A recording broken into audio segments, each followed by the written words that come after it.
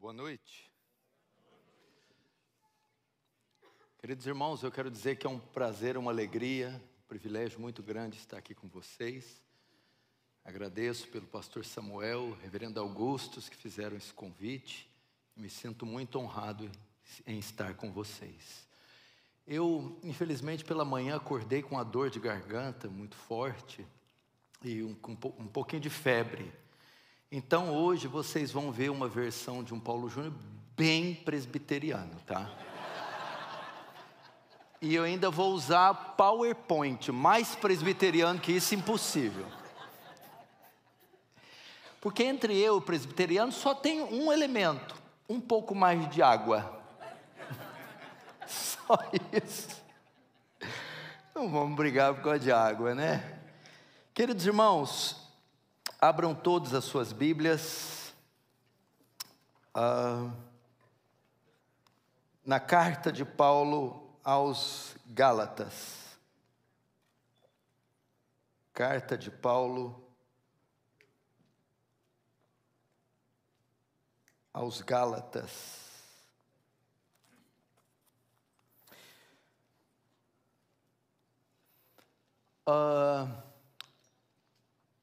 Eu já preguei essa mensagem na igreja presbiteriana do Recife. O reverendo Heber estava lá, o Augustus também. Vão ver pela segunda vez, espero não ser entediante. O apóstolo Paulo diz: eu não me canso de escrever as mesmas coisas, pois é segurança para vós. Se Paulo não se cansa de escrever, que dirá eu, Paulinho, não vou me cansar de pregar as mesmas coisas também. O tema da minha mensagem é a doutrina da imputação. A doutrina da imputação. E por que eu vou usar o PowerPoint? Porque eu fiz algumas figuras que vão ilustrar bem essa doutrina. Então é necessário que vocês vejam algumas imagens, algumas figuras geométricas. Elas vão ajudar na nossa compreensão desta doutrina. Então, preste um pouco aí de atenção e fique ligado. Nós não temos aquele controle, né? Geralmente os PowerPoints têm o controlinho que o pregador vai passando com a própria mão. Eu vou ter que pedir para eles passarem dizendo próximo, próximo. Então não se enfade caso eu fique falando muitas vezes próximo. Vamos lá, queridos irmãos, vamos começar então com o Evangelho, para entendermos essa doutrina. Vamos começar com o Evangelho. Próximo. O tema central do Evangelho é a vida, morte e ressurreição de Cristo. Essa é a essência do Evangelho, como afirma Paulo na sua primeira carta aos Coríntios, capítulo 15, verso 1 a 4. Também vos notifico, irmãos, o Evangelho que já vos tenho anunciado, o qual também recebestes, e no qual também permaneceis, pelo qual também sois salvos, se o retiverdes tal como vô-lo tenho anunciado, se não é que cresça em vão. Porque primeiramente vos entreguei o que também recebi, que Cristo morreu por nossos pecados, segundo as Escrituras, e que foi sepultado e que ressuscitou o terceiro dia, segundo as Escrituras. Veja só, esse então é o tema central do Evangelho. Ele converge na morte, ressurreição do Senhor Jesus. Próximo. Mas devemos fazer esta pergunta: por que Cristo teve que morrer na cruz? Eu afirmo a você que se você fizer uma pesquisa, pelo menos na igreja brasileira, e perguntar por que Cristo morreu na cruz, 70% vai balbuciar alguma coisa, mas não vai chegar no conceito perfeito e profundo do que, porque foi necessária a morte do Senhor Jesus Cristo. Próximo. Uma das respostas para a nossa justificação. Próximo. Para entendermos sobre a justificação e posteriormente chegarmos na imputação, grave bem essa imagem e a cor dela. Veja só, eu quero ilustrar o caráter de Deus, sua justiça e santidade pela cor branca. Temos um círculo com a cor branca que reflete dois atributos de Deus que revelam o seu caráter. Abacuque 1,13, tu é tão puro de olhos que não pode contemplar ou que não podes ver o mal. Para variar, eu também estou sem retorno, porque o retorno poderia ser com um notebook, mas o notebook não ia conversar com a mesa. Então eu estou vendo do celular, e o celular desconfigurou um pouquinho. Então, tipo, por exemplo, não está aparecendo o versículo aqui, mas eu leio aqui, não tem problema. Salmo 11:7, porque o Senhor é justo e Ele ama a justiça. Dois textos que fortalecem o meu argumento e a imagem sobre o caráter de Deus. Deus é justo, fala da sua excelência moral, e Deus é santo, fala da sua impecabilidade e da sua perfeição. Próximo. Agora veja, para fazermos uma comparação, eu quero também usar o círculo e a cor vermelha para destacar o caráter, ou a condição do homem caído, do pecador. O vermelho de pecador, caído, corrupto, conforme Romanos 3:10. Como está escrito, não há um justo, nenhum sequer, todos se extraviaram, a um se fizeram inúteis, não há quem faça o bem, não há nenhum sequer, pois todos pecaram e destituídos da glória de Deus estão.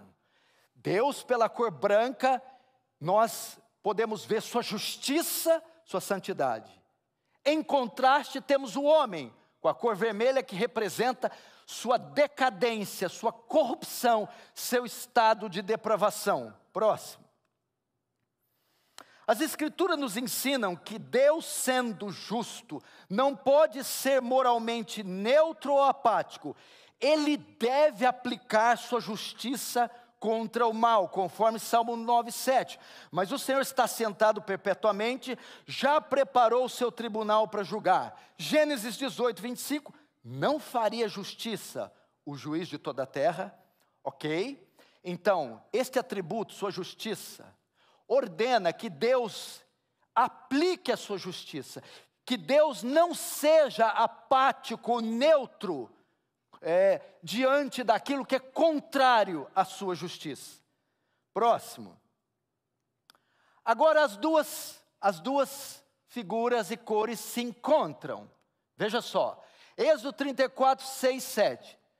Deus vai se apresentar a Moisés e vai falar sobre o seu caráter. E uma das coisas que ele cita, e passando o Senhor por diante dele, proclamou: Senhor, Senhor, Deus compassível, que não inocenta o culpado. Nesse sentido, quando nós colocamos o caráter de Deus, sua justiça, diante do caráter do homem, o seu pecado, a justiça de Deus ordena que ele condene o pecador, o transgressor. Por quê? Porque ele não pode ser apático ou neutro. Ela ordena que ele condene o pecador.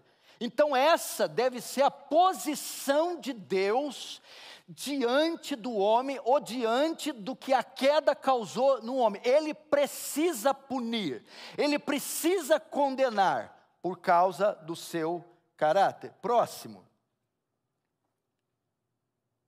Nesse sentido, o pecador deve ser condenado a sofrer a ira eterna de Deus. A justiça demanda que ele aplique a punição no pecador. Essa punição vem em forma de condenação eterna. Mateus 25, 31 e o verso 41. Quando vier o Filho do Homem na sua majestade, todos os anjos com ele, então se assentará no seu trono da sua glória, e todas as nações serão reunidas em sua presença. Então o rei dirá também aos que estiverem à sua esquerda: apartai-vos de mim, malditos, para o fogo eterno preparado para o diabo e seus anjos.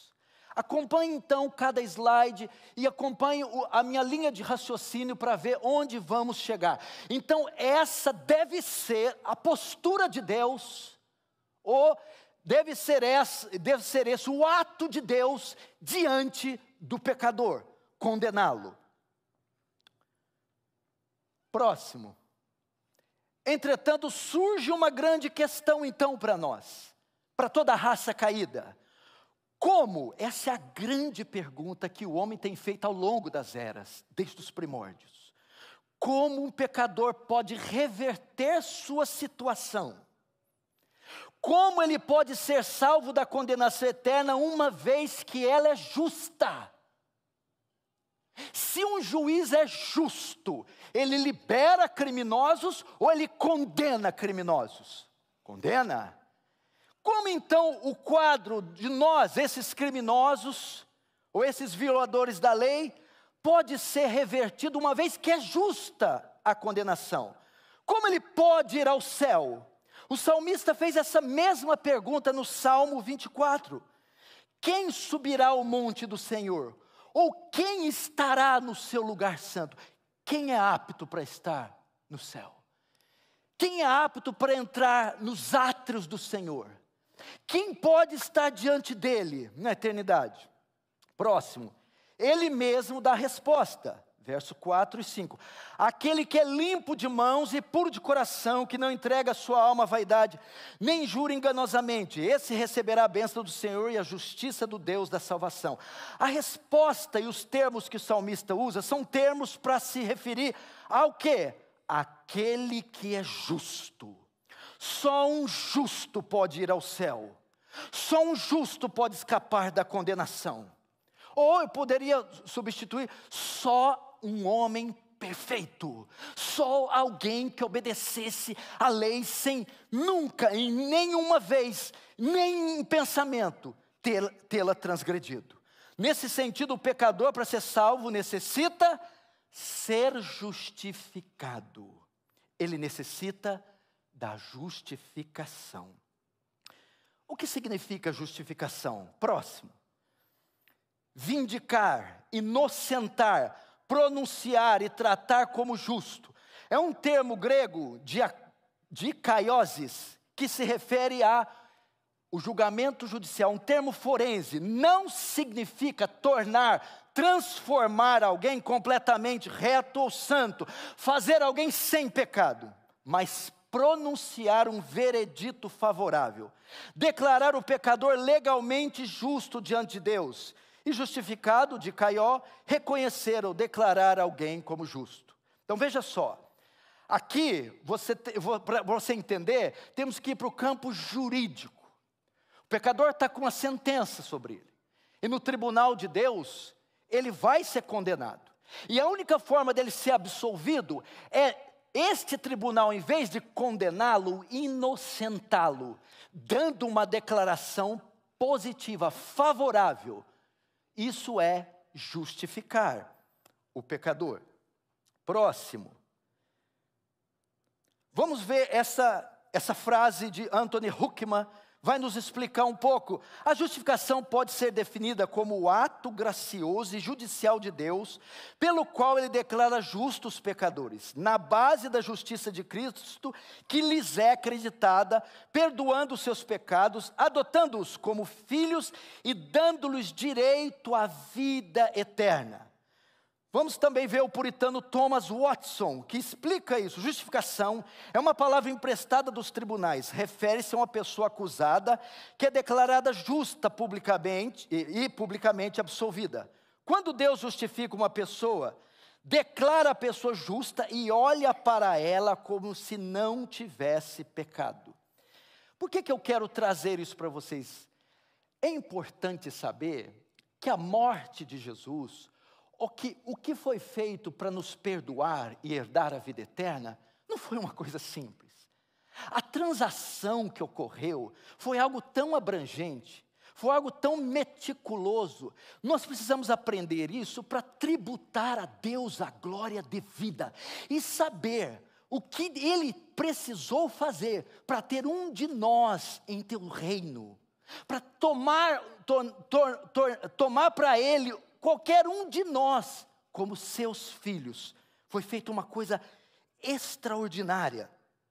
Veja os textos bíblicos que que falam sobre a justificação, o qual por nossos pecados foi entregue e ressuscitou para a nossa justificação. Romanos 5,16, porque o juízo veio de uma só ofensa, na verdade, para a condenação, mas o dom gratuito veio de muitas ofensas para a justificação.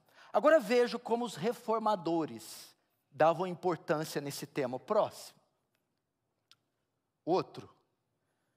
Ele está respeitando o meu próximo, eu não falo, ele não muda.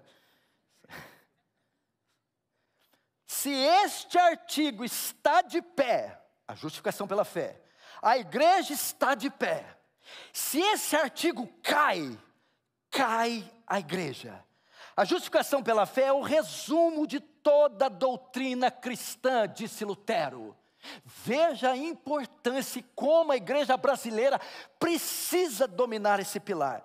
Já João Calvino disse, justificação pela fé é o pivô sobre o qual toda verdadeira religião gira. Thomas Watson novamente diz, justificação é a própria estrutura e o pilar do cristianismo. De modo que um erro sobre a justificação é algo perigoso, como um defeito em uma fundação. Se há colegas pastores aqui conosco, presbíteros, se há compositores, se há ministros, vocês precisam dominar este tema, esta matéria, a justificação pela fé. Porque mesmo tendo passado mais de 500 anos da reforma protestante, uma multidão incontável de cristãos não entende o que foi feito na cruz, e nem como um pecador se torna justo diante de Deus. A maioria ainda vai convergir em obras de justiça. Mas vamos lá. Próximo. Mas, conjunção adversativa. Entretanto, não obstante, sem embargo, todavia, a justificação do pecador por parte de Deus nos leva a um grande dilema contido nas Escrituras. Veja só, não é bem simples como você está pensando, não. Não é só abrir a porta das prisões e dizer, saiam, vocês estão livres. Provérbios 17,15 diz, o que justifica o ímpio, o que condena o justo, tanto um como o outro são abominação para o Senhor. Agora veja, eis o dilema. Como Deus justifica o ímpio, que é merecedor do inferno, sem se tornar uma abominação? Porque o texto diz, quem justifica o ímpio é abominação. Ou sem se tornar injusto. Se Deus é justo, Ele tem o dever moral de condenar os ímpios. Ele não pode simplesmente declarar os justos, porque isso seria injustiça. E o caráter de Deus que é justo, e isso violaria, mancharia o caráter de Deus que é justo. Então a Escritura apresenta esse grande dilema. Deus não pode simplesmente passar por cima dos pecados dos homens, não pode jogá-los debaixo do tapete, não pode simplesmente anular uma sentença, como é comum na nossa jurisdição brasileira. Se ele fizer isso, ele vai se tornar uma aberração, ou melhor, uma abominação. Como então Deus pode ser justificador e ao mesmo tempo justo? Uma vez que se justificar ímpios, ele se torna uma abominação. Isso é que às vezes alguns irmãos arminianos não entendem. Alguns crentes da igreja brasileira não entendem. Porque muitas pessoas não entendem que o homem é digno do inferno. Ele é merecedor do inferno. De modo que se esse chão se abrisse, todos nós caíssemos no inferno, sem Cristo, é claro, nossa única atitude deveria ser aplaudir enquanto a gente cai. Não sei se demorar muito, mas vai aplaudindo. E vai falando, glória a Deus. Porque o Senhor cometeu um ato de justiça. E se nós chegássemos no céu, eu tinha que falar, o que eu estou fazendo aqui? Aqui não é meu lugar não, está muito frio aqui. Esse é o dilema. Como então Deus resolve esse dilema? Próximo. Resposta, ela. A cruz de Cristo, a morte de Cristo na cruz. É assim que Deus resolve. Agora você vai poder ver a beleza da nossa fé, a beleza do que Deus fez, a beleza do que Cristo é. Todos os dias, meu irmão, quando eu acordo, quando eu for ler as Escrituras e me dou conta que eu sou cristão, mais feliz e alegre eu fico. Eu poderia estar defendendo a fé muçulmana, eu poderia estar defendendo uma fé de penitência, eu poderia estar defendendo a fé oriental, que pobre e miserável eu seria. Mas uma vez, meu irmão, que eu entendi quem eu sirvo, o que Ele fez por mim através do Seu Filho, mais eu me glorio, mais eu glorifico esse nome. Como Deus resolve esse dilema? A cruz. Vamos para o próximo. Para entendermos de que maneira fomos justificados pela morte de Cristo na cruz, primeiro necessitamos conhecer outra doutrina. O que é tornar justo? A única maneira do pecador escapar da condenação e entrar nos céus, ele se tornar justo. Mas como Deus pode tornar alguém injusto, merecedor do castigo justo? É um dilema. A cruz. Mas para entendermos isso, temos que entender outra doutrina. A doutrina da imputação. Imputação do verbo imputar significa atribuir a alguém alguma coisa, acreditar, colocar na conta. Exemplo, Gálatas 3:6. Assim como Abraão creu em Deus, e isso lhe foi imputado. Olha o verbo aí, ó. Da onde um dos textos que mencionam a doutrina. E isso lhe foi imputado como justiça. Próximo, agora vamos entender o conceito de imputação, para você saber o que eu estou falando. No Antigo Testamento, veja o conceito de imputação no Antigo Testamento, Levítico 1:4-5.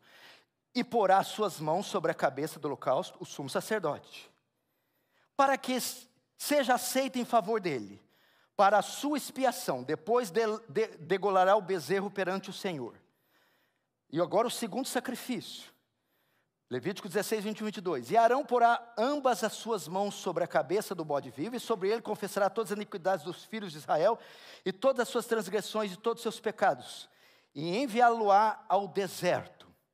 Veja só, olha que coisa interessante.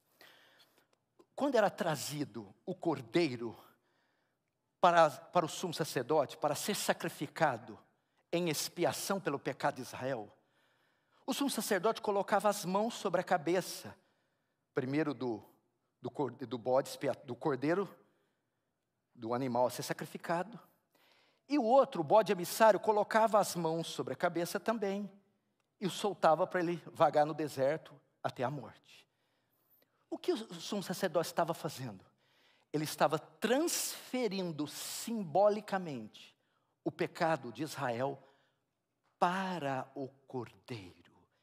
Então o sacrificava, mostrando assim que aquele pecado estava temporariamente expiado, porque o pecado foi transferido para um dos bodes, dos cordeiros. Então veja só, ele estava transferido, imputando simbolicamente o pecado do povo de Israel ao animal. Próximo. Jesus Cristo é visto como o cordeiro que tira, que remove o pecado. João 1:29. No dia seguinte, João viu a Jesus, que vinha para ele e disse: eis o Cordeiro de Deus, que tira o pecado do mundo. E como ele tirou o pecado do mundo, ou dos seus eleitos? Como ele fez isso? Novamente, a cruz. Vamos para o próximo. Agora voltaremos nas figuras. Vejam só, para você entender. Homem novamente de vermelho, representando o pecado pela cor vermelha, e Deus representado pela cor branca, não é isso? Próximo, olha o que acontece na cruz.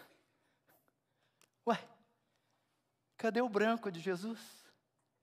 Na cruz, nossos pecados são imputados em Cristo,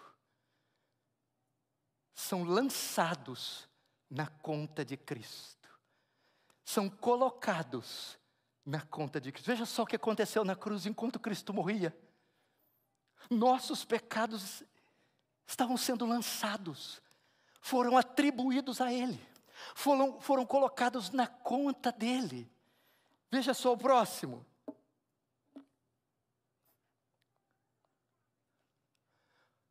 Segundo Coríntios 5:21, aquele que não conheceu o pecado, o fez pecados por nós. Onde está a mancha vermelha que estava em nós?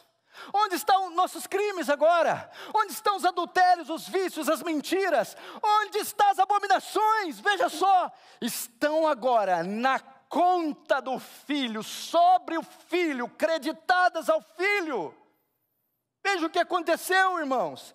Que coisa gloriosa aconteceu na cruz. Aquele que não conheceu, o que é isso? Em tudo foi tentada a nossa semelhança. Ele foi tentado desde a sua infância, ele foi tentado na adolescência, na sua juventude, na idade adulta, mas ele não cedeu 1 milímetro de espaço, nem para a carne, o mundo, nem o diabo, mas na cruz, aquele que pelos serafins é chamado Santo, Santo, Santo, se fez pecado. Não é para aí não, volta lá. Mas, o que aconteceu com a soberania? Você é livre-arbítrio, irmão, o que é isso? Eu não decretei nada. Vocês gostam, né? E eu não estou querendo rir, estou querendo colocar solenidade na conferência. Irmãos, olha só, o próximo agora. Levando Ele mesmo em seu corpo os nossos pecados. Aonde que Ele levou no seu corpo os nossos pecados? Quando foi que Ele se fez pecado? No madeiro. Está acontecendo lá enquanto Ele é pregado. Que coisa gloriosa, meu Deus. Eu fico encantado com isso aqui. Esse slide aqui eu mostro para a igreja uma vez por ano, pelo menos, porque nós recebemos muita gente nova, rodízios são feitos, e eu faço questão deles entenderem por que somos quem somos, porque Deus fez o que fez, e porque Cristo teve que morrer, para que nós caiamos de joelhos e adoremos o Cordeiro. Olha lá, Cristo está agora com o vermelho dos nossos pecados. Próximo. Olha só, pior ainda. Agora, quando Deus olha para o seu filho na cruz, o que Ele vê? O que Deus vê? O seu filho santo, sem pecado? O seu filho querido, nojento, quando ele olha para a cruz, ele vê uma multidão de pecados, pois eles foram imputados a Jesus. Isaías 53:6, mas o Senhor fez cair sobre ele a iniquidade de todos nós. Caíram sobre o Filho. A cruz, imputação, meu, o seu, o pecado do seu povo, acreditado na conta do seu filho. Próximo. Olha só, irmão. Veja a escala ascendente. E o que ocorre na cruz? Preste atenção. A ira de Deus, que era para cair sobre nós, é despejada sobre Cristo, por nossos pecados terem sido imputados a Ele. Olha só, como eu disse isso naquele podcast Inteligência Ilimitada do Vilela. Imagine que a ira de Deus é um míssil, mas um míssil teleguiado. Ele está programado para acertar o pecado e os pecadores. Quando esse míssil desce, aonde ele encontra a convergência do pecado? Em mim, em você, nos eleitos. Toda iniquidade está sobre o Filho. Então esse míssil ele é desviado do povo de Deus e ele cai sobre o Filho de Deus. Mas foi ferido por nossas transgressões e moído por causa das nossas iniquidades. Veja só, a ira de Deus estava buscando pecados e pecadores. Mas quando Ele olha para a nossa conta está vazia. A nossa conta está sem pecados. E quando ele olha para a conta do Filho de Deus, ela está cheia, ela está vasta com o pecado de todo o seu povo. Então a ira de Deus cai e ela é satisfeita na pessoa do Senhor Jesus. Isso aconteceu na cruz. Não tem um amenzinho pentecostal aí? Amém? Não dá para esperar muito, vocês, né? O reverendo disse que voltou de um culto bem animado. E ele que estava meio ali, glória, glória. No máximo levantava até a altura do peito a mão. Não dá também, né? Imagina o reverendo caindo no manto.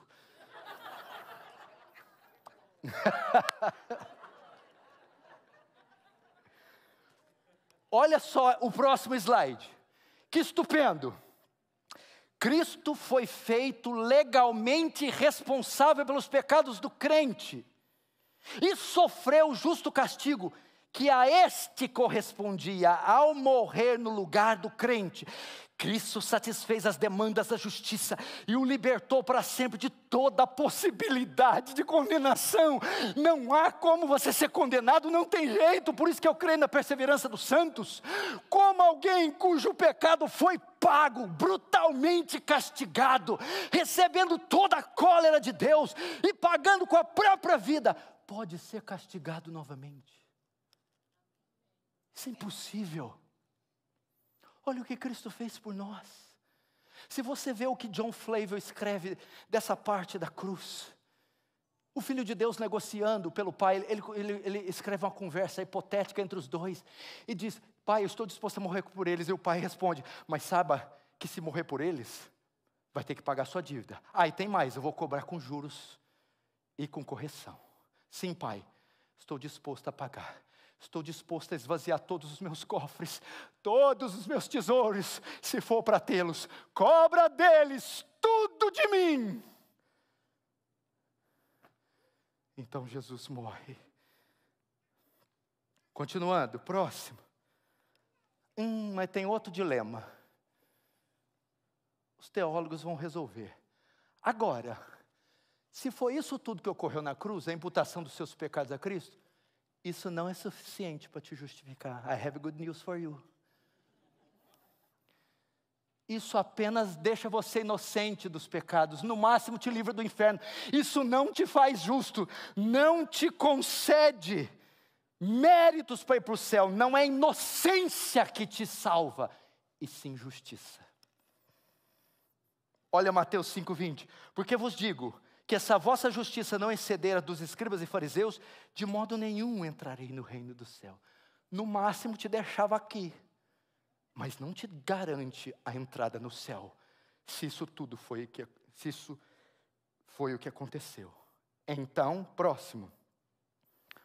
Veja só, você está assim, homem com pecados, com a morte de Cristo, homem isento dos pecados. Mas o círculo está branco, está incolor, está vazio. Você foi esvaziado do pecado, porque ele foi pago. Mas não tem nada lá dentro. Não é suficiente para te justificar. Próximo. Não há justiça no homem para ele herdar o céu. Não há justiça nele para ser considerado justo diante de Deus. Para isso ocorrer, a justiça de Cristo deve ser imputada ao homem. Doutrina que chamamos dupla imputação. Por isso é que Cristo obedeceu todos os mandamentos e cumpriu toda a justiça de Deus. Foi obediente a toda a lei de Moisés. Ele foi o único homem justo. Veja, Mateus 5,17. Não cuideis que vim próximo. Não cuideis que vim destruir a lei e os profetas. Não vim abrogar, abolir, acabar, mas cumprir. Próximo. Mateus 3, 14 e 15. Mas João opunha-se-lhe, dizendo, eu careço de ser batizado por ti, e vens a mim? Olha só o que Jesus disse. Porém, respondendo, disse-lhe, deixa por agora, porque assim nos convém cumprir toda a justiça. Então ele o permitiu. Jesus, escute, isso é muito importante, cumpriu toda a lei, toda a justiça de Deus, vivendo uma vida perfeita. Ele, nesse sentido, possuía todos os méritos da obediência à lei. Cristo era completamente justo. Próximo. Mas o que ocorreu naquela cruz? Houve uma dupla... Perceba o que está acontecendo no alto daquele madeiro. Perceba o que foi feito por nós. Não foi coisa pequena salvar um homem, não, e botá-lo no céu. Uma dupla imputação. No momento que o pecador crê, ele não tem só seus pecados imputados a Cristo, mas também a justiça de Cristo é imputada a nós. Veja o próximo exemplo. Veja só, o que ocorreu na cruz? Cristo, com sua justiça, representada pela cor branca. O homem continua isento dos pecados. Próximo. Aquele que não conheceu o pecado, por nós se fez pecado. A imputação dos nossos pecados a Ele. Para que nele fôssemos feitos a dupla imputação. A justiça de Deus na cruz, a justiça de Cristo é creditada na nossa conta. É depositada na nossa conta. Olha que coisa maravilhosa, ele pega todo o mérito de ter obedecido à lei, toda a sua retidão, toda a sua perfeição, toda a sua excelência moral, e ele nos dá, ele coloca na nossa conta, ele oferece a nós, na cruz do Calvário. Olha a transação, enquanto o meu pecado é lançado sobre Cristo, a justiça de Cristo é lançada sobre mim. Amém? Isso é para rodar, meu irmão. Próximo. Veja o que James Boyce fala sobre isso. A justiça de Deus é imputada por Deus àqueles a quem Ele justifica, como fundamento ou causa da sua justificação, é considerado em sua conta, eles serão tratados, olha isso aqui, como se tivessem feito o que Cristo fez. Você é tratado com a mesma justiça de Cristo, adquirida em obedecer toda a lei. Isso é a doutrina da imputação. É assim que você se torna justo. Que coisa tremenda. A justiça de Cristo atribuída a nós. Próximo. Veja só para você entender um pouco mais. Imputar algo a alguma pessoa significa contar esse algo entre as coisas que lhe pertencem. Essa justiça é sua, ela te pertence, ela não veio de você, mas ela foi dada a você e ela é sua por direito. O que lhe é imputado passa a ser legalmente seu e lhe é contado como sua possessão. A justiça de Cristo é contada como a nossa justiça. Isso é maravilhoso, igreja. É seu por direito, é sua possessão, é um bem seu, e Ele te entregou naquela cruz.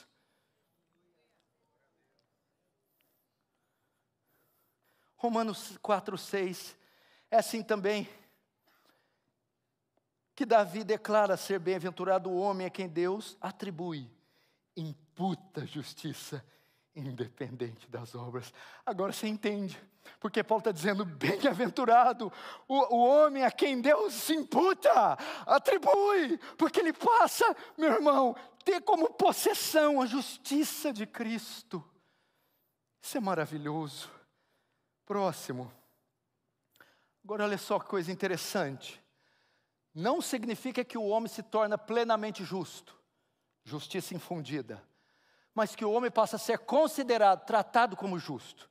Vamos tomar cuidado aqui, porque o mesmo pode se referir a Cristo. Dizer que Cristo, na cruz, se tornou pecado, não pode ser entendido como Cristo se tornou um pecador.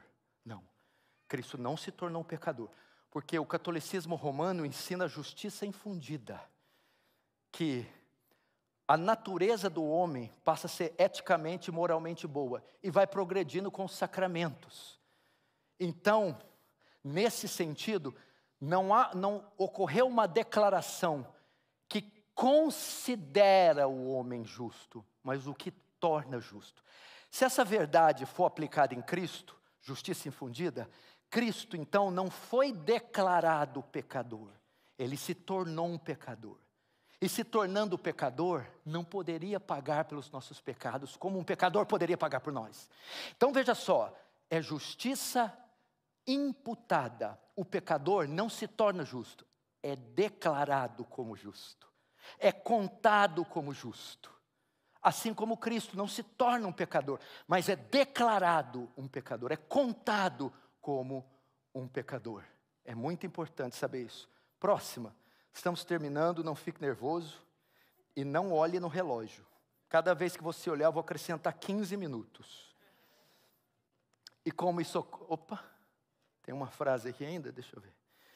Veja só, Adão como representante do homem pecou, e o seu pecado foi imputado a todos seus descendentes. E eles são tratados como se fossem pecadores pessoalmente. Cristo permaneceu também como representante do seu povo, e seus pecados foram imputados a ele, e ele foi tratado como se fosse pessoalmente pecador. Da mesma forma, a sua justiça é imputada a eles, e eles são tratados como se fossem pessoalmente justos. Muito importante. Próximo. Agora, como isso ocorre? Como nós recebemos a justiça de Cristo? No momento em que o pecador crê, pela fé.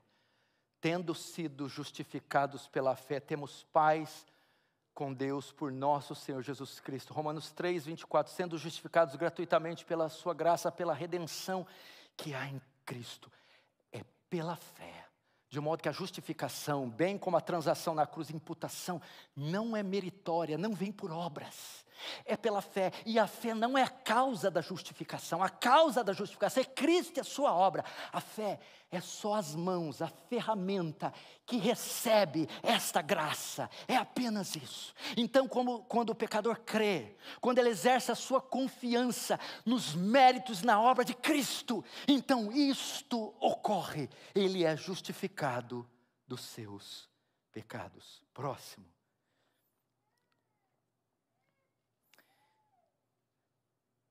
A justificação de um pecador, a imputação dos seus pecados a Cristo e a imputação da justiça de Cristo nele ocorre pela fé. E como a fé acontece?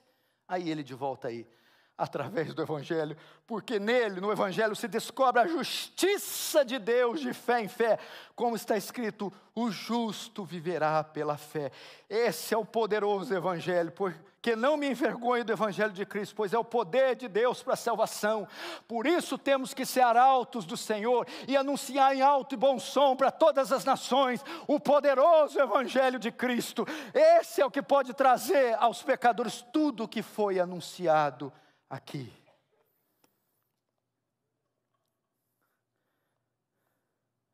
Próximo. Agora você pode dizer, portanto, agora nenhuma condenação há para os que estão em Cristo Jesus. Romanos 5,8, mas Deus prova o seu muito amor para conosco, em que Cristo morreu por nós, sendo nós ainda pecadores. Agora, por fim, eu quero encerrar com essa frase de Lutero. Próximo. Olha que lindo isso aqui. Compreendendo corretamente a teologia de Paulo sobre a dupla imputação, Lutero disse: ó doce troca, ó operação inescrutável, ó benefícios que ultrapassam todas as expectativas, que a impiedade de muitos fosse oculta em apenas um justo, e que a justiça de um justificasse a muitos transgressores. Aprenda Cristo e o aprenda crucificado, aprenda a orar a Ele, perdendo toda a esperança em si mesmo, e diga: Tu, Senhor Jesus, és a minha justiça, e eu sou o teu pecado. Tomaste em ti mesmo o que não eras, e deste-me o que não sou. Martinho Lutero. A Deus seja a glória, meu irmão, louvado seja o nome do Senhor.